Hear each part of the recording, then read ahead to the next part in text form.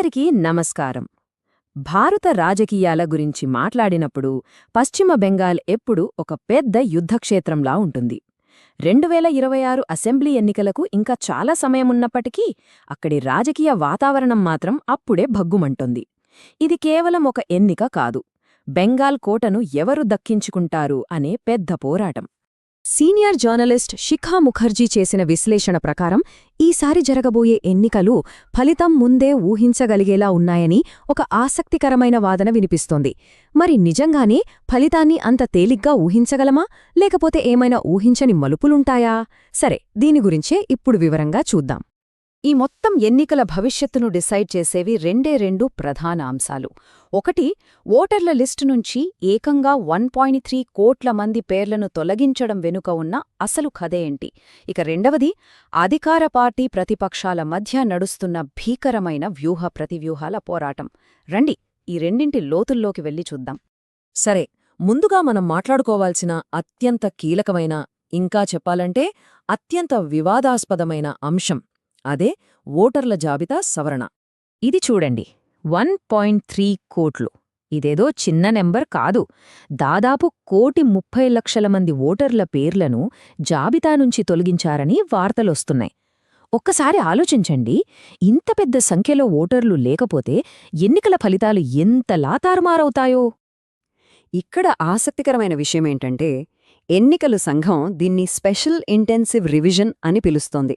అఫీషియల్గా వాళ్లు చెప్పేదేంటంటే, దేశంలోకి అక్రమంగా వచ్చిన చొరబాటుదారులను గుర్తించి వారి పేర్లను తొలగించడమే దీని లక్ష్యమని. కాని అసలు వివాదం ఇక్కడే మొదలైంది. ఈ ప్రాసెస్లో నిజమైన, అర్హులైన ఓటర్లు కూడా తమ ఓటు హక్కును కోల్పోయే ప్రమాదముందని పెద్ద ఎత్తున ఆందోళనలు వ్యక్తమవుతున్నాయి. ఇక్కడ మరో కీలకమైన విషయమేంటంటే, ఈ ఓటర్ల తొలగింపు రాష్ట్రమంతటా ఒకేలా జరగలేదు. ముఖ్యంగా ముస్లిం జనాభా ఎక్కువగా ఉన్న ముర్షిదాబాద్, మాల్దా లాంటి జిల్లాల్లోనే ఈ ప్రభావం ఎక్కువగా కనిపిస్తోంది.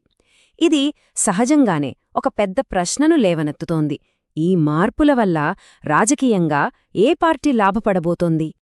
సరే, ఓటర్ల జాబితా సంగతి పక్కన పెడితే ఇప్పుడు మనం రెండో కీలకమైన అంశం గురించి మాట్లాడుకుందాం.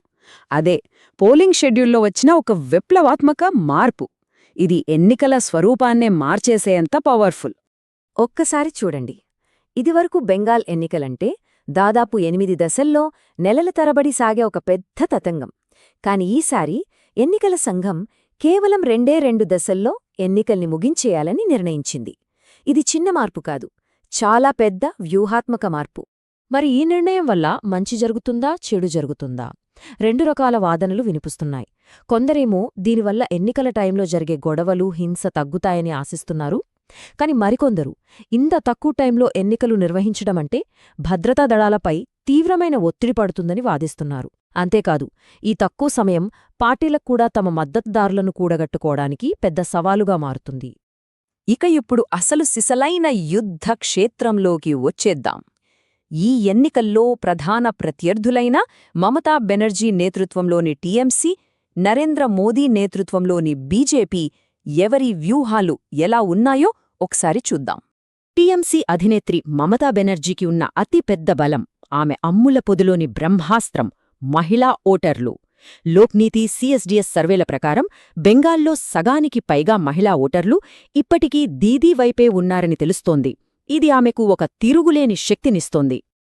అయితే కేవలం మహిళా ఓటర్లే కాదు, టీఎంసీ గెలుపులో మరో కీలకమైన ఫ్యాక్టర్ ముస్లిం ఓటు బ్యాంకు. ఈ ఓట్లు చీలిపోకుండా అన్నీ ఒకే గూటికి చేరితే టీఎంసీని ఓడించడం బీజేపీకి చాలా చాలా కష్టమని విశ్లేషకులు అభిప్రాయపడుతున్నారు. మరోవైపు చూస్తే బీజేపీ మల్టీ స్ట్రాటజీతో ముందుకు వెళ్తోంది. ఒకవైపు హిందూ రాష్ట్ర అనే సైద్ధాంతిక నినాదాన్ని అందుకుంది, మరోవైపు అక్రమ వలసల సమస్యను ప్రధాన అస్త్రంగా వాడుకుంటోంది. వీటన్నిటితో పాటు బెంగాల్ అభివృద్ధిలో వెనకబడిపోయిందని, దాన్ని తామే మారుస్తామని చెబుతోంది. ఈ మొత్తం ప్రచారానికి స్వయంగా ప్రధాని నరేంద్ర మోదీ నాయకత్వం వహిస్తున్నారు.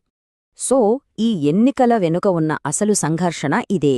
బీజేపీ ప్రయోగిస్తున్న జాతీయవాద వ్యూహం బెంగాల్ ప్రజలలో ఎప్పటినుంచో లోతుగా పాతుకుపోయిన బెంగాలీ అస్తిత్వం అనే భావనను దాటగలదా?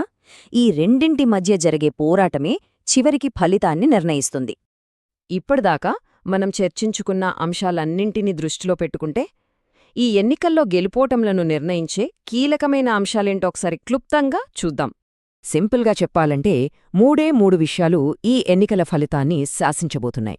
మొదటిది ఓటర్ల జాబితాలో జరిగిన ఆ భారీ మార్పులు. రెండవది 2 దశల్లో పోలింగ్ పెట్టడం వల్ల ఎవరికి లాభం, ఎవరికి నష్టమనేది. ఇక ఆఖరిది అత్యంత ముఖ్యమైనది మహిళా ఓటర్లతో సహా కీలక ఓటర్లందరూ ఎవరి వైపు మొగ్గు చూపుతారు అనేది. ఇక చివరిగా ఆ $1 మిలియన్ ప్రశ్న. ఈ రాజకీయ చదరంగంలో మమతా బెనర్జీ వరుసగా 3ఓసారి గెలిచి హ్యాట్రిక్ కొడతారా, లేక అన్ని అడ్డంకులను దాటుకొని బీజేపీ బెంగాల్ కోటపై కాషాయ జెండాని ఎగరేస్తుందా? ఈ విశ్లేషణపై మీ అభిప్రాయమేంటి? 2026లో బెంగాల్లో అసలు ఏం జరగబోతోందని మీరనుకుంటున్నారు? మీ అంచనాలని, అభిప్రాయాలని కింద కామెంట్ సెక్షన్లో తప్పకుండా మాతో పంచుకోండి. ఈ విశ్లేషణను చివరి వరకు చూసినందుకు ధన్యవాదాలు. మీకు ఈ సమాచారం నచ్చినట్లయితే దయచేసి లైక్ చేయండి, మీ స్నేహితులతో షేర్ చేయండి. ఇలాంటి మరిన్ని లోతైన విశ్లేషణల కోసం మా వేదవ్యాస అకాడమీ ఛానల్కు సబ్స్క్రైబ్ చేసుకోవడం అస్సలు మర్చిపోకండి. త్వరలో మరో ఆసక్తికరమైన